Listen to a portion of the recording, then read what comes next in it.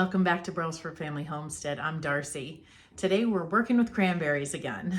I've made videos that I'll post up here of me making cranberry juice and chunky cranberry sauce, but now I am going to make in can a smooth jellied cranberry sauce. Why? Well, mostly just because I want to prove to my pastor that homemade is better.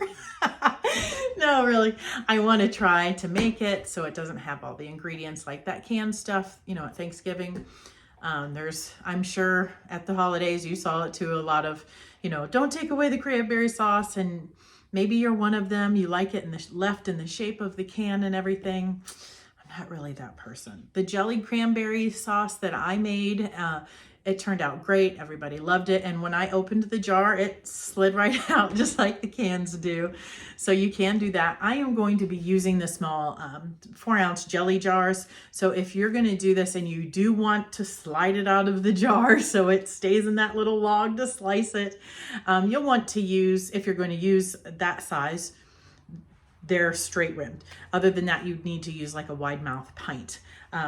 When I've made this before, I've used pint jars. I am using half pints today. The recipe I'm using is from the National Center of Home Food Preservation. There's also a good recipe in this book, which is one of my favorites as well. So it's going to be, you know, the same process basically, except for after we cook the berries down and get them soft, we're going to put them through the food mill. I have a squeezo, and I'm going to try something new with that squeezo today and see how I like it. So I'm going to get all of my things together and bring you along. I've already got my canner going. This is hot bath canning, and it's got my jars in it, so they're good and hot. I have washed and drained the cranberries and also sorted through them and taken out ones kind of like this. You know, this just is kind of mushy, a little bit discolored and wrinkly, so we'll throw that out. So you pick those out, and this is what we're going to start with. I already have measured out my water and my sugar. I am making a double batch of this, so you will need 2 cups of water and 1 cup of sugar, and that recipe will make 4 half pints, it says. So I'm going to be using this jar lifter to check my headspace. We'll be doing a 1/2 inch of headspace. My husband was given some chopsticks recently, and I was like, oh, that's going to be perfect to stir to debubble. So I absconded with that, and I use this to help remove or take or add some back to the jars if needed. So the first thing I'm going to do is get this into a pot. Okay, we're going to take our washed berries, try to get them all in the pot. I think I succeeded. Add the water. Oh, I spilled a little bit. And then we're going to put this on the stove and cook it until the berries are soft. When they're soft, they'll start to bust, and then we can move on to the next stage. This won't take too long to boil and get soft, so I'll show you what it looks like. In the other recipes, if you want it kind of either full berries or chunky, you would smash it with like potato masher or something, but I'm going to be putting it through the food mill, so I'll just let it get soft, and then we'll take it over to where my food mill is set up. I thought I'd bring you over here to see if you could hear the berries popping.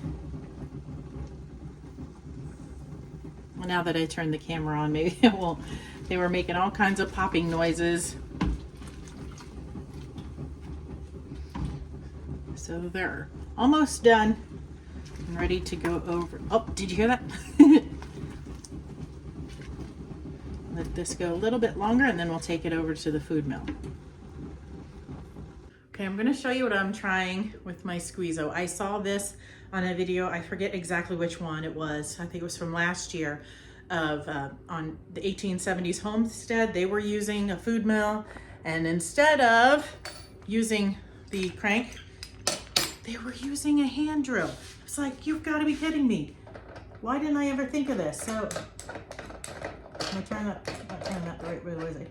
So I can't leave it attached because of the weight of it, but when I'm ready to use it, I can, and then just, I'm so excited. We're totally doing this. I can't wait to do that for tomato sauce this summer. That is going to be amazing. All right, let's get this started. I hope I got that at a good angle so you can see here.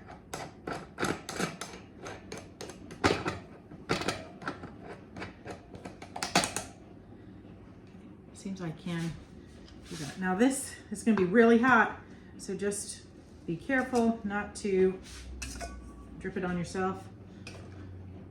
And also these things can squirt out quite a bit. When I've done applesauce, I've sprayed it on myself, burnt myself before, so be careful. Plus you have all this juice. I'm gonna just try to put all of this in here so I don't have to take my hands off of it again with the drill.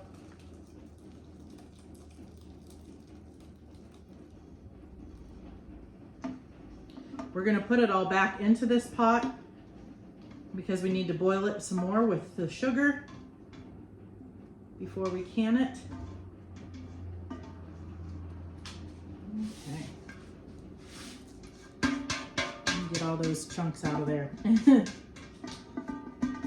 It's already, it doesn't even have the sugar in it, and it's already thickening up. It's really cool part about cranberries, the pectin in them. All right, here we go. Woo!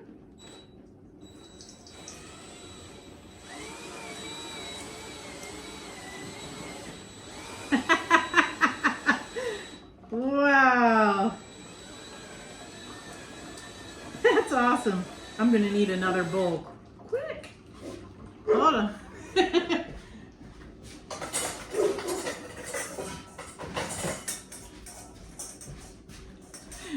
There's so much juice. If I take this bowl away, it's gonna drip everywhere.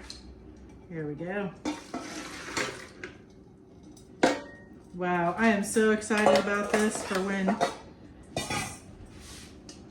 I make tomato sauce. I just sent a message a few minutes ago to a woman at church who's used my squeezo, that she could do this. It would be so much easier for her and her husband making sauce too. This is awesome.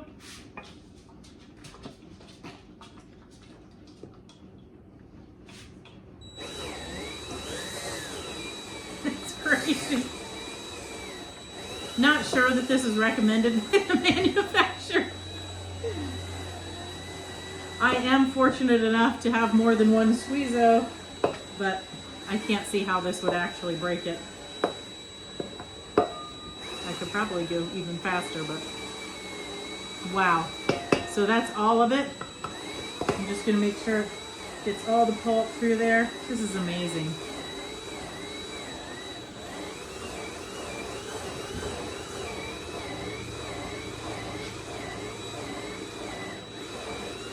I'll have to tell my husband I might need a drill that's specifically for me. Wow. This is the berry screen. If you have a squeezo, there was nothing in the manual that said which screen to use. And there's nothing in the manual that mentions cranberries specifically. I even tried to call the company, but this is working fabulous.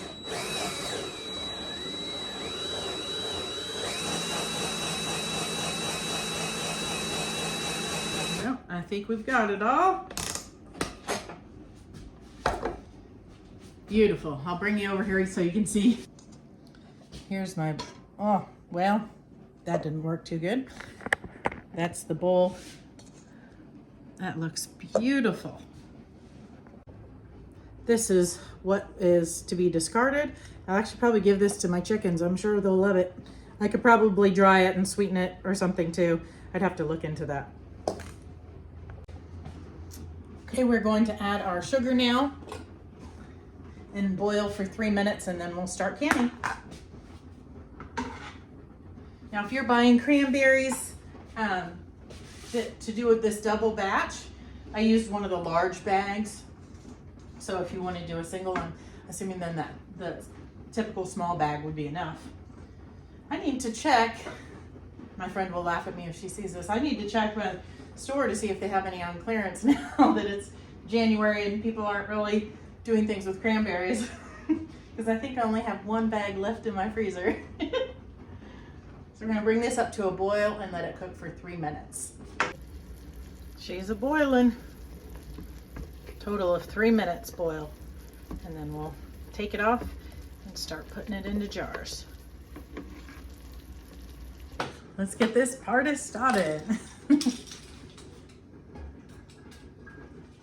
I don't think I already said something, but one of the real reasons that I really wanted to do this was because my pastor is one of those people who loves the jellied cranberry sauce from the can, like the ocean spray, the smooth stuff. So I'm trying to make something that's like that, but obviously better. So he'll definitely be getting some of this to try. I won't be offended if he doesn't like it, but it's just something kind of funny.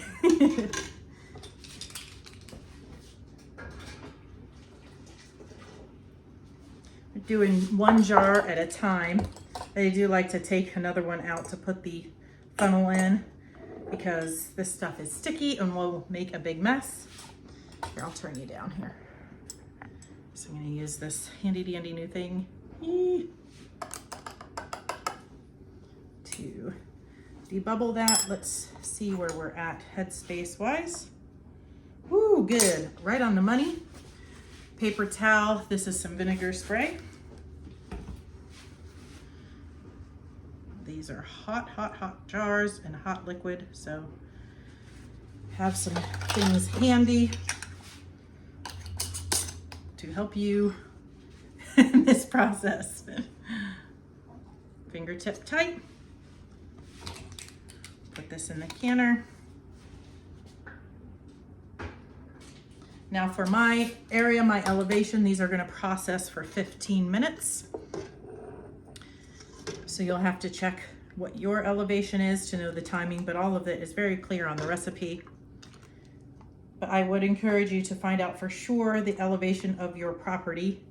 I've shared it before that my property, the elevation is actually different than what's listed for my whole town. So it makes a difference in your canning time, or pressure sometimes too, if you're pressure canning. Oh, almost. I do need to learn how to use chopsticks. Aren't those really pretty? I think they were like Snapdragon or something, I don't know. Pretty cool. We need a little bit more in there, so that's where my measuring spoon comes in handy for taking just a little bit out or adding just a little bit more in. There we go.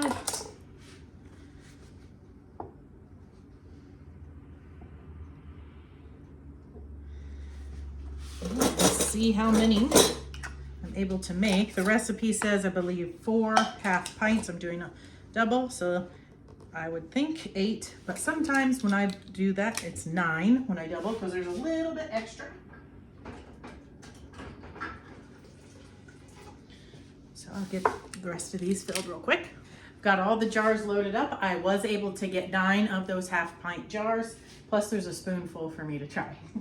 So I'm going to crank the heat up on here and put the lid on, get that to a rolling boil, and then we'll start the timer for 15 minutes. Do I have any on my face?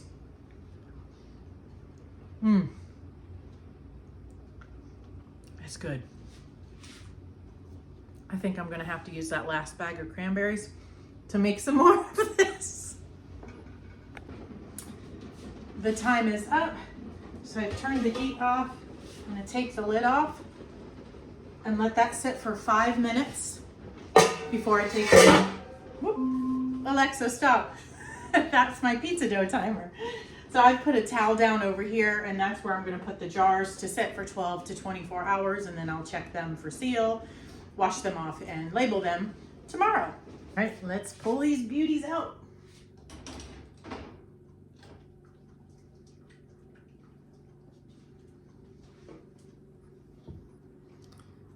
So pretty. If you could see it with the light behind it. Probably can't. Oh, it's such a pretty color. They're already pinging.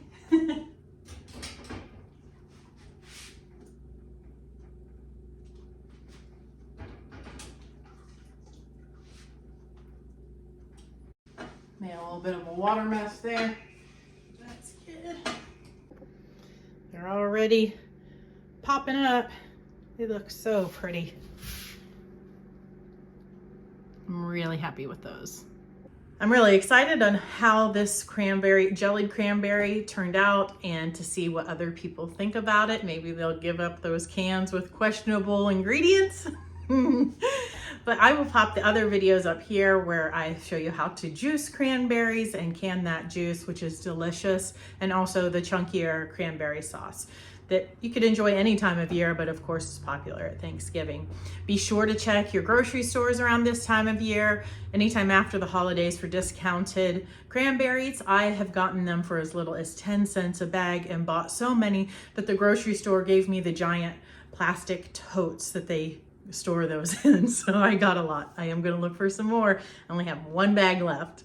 Thanks for watching. Until next time, God bless.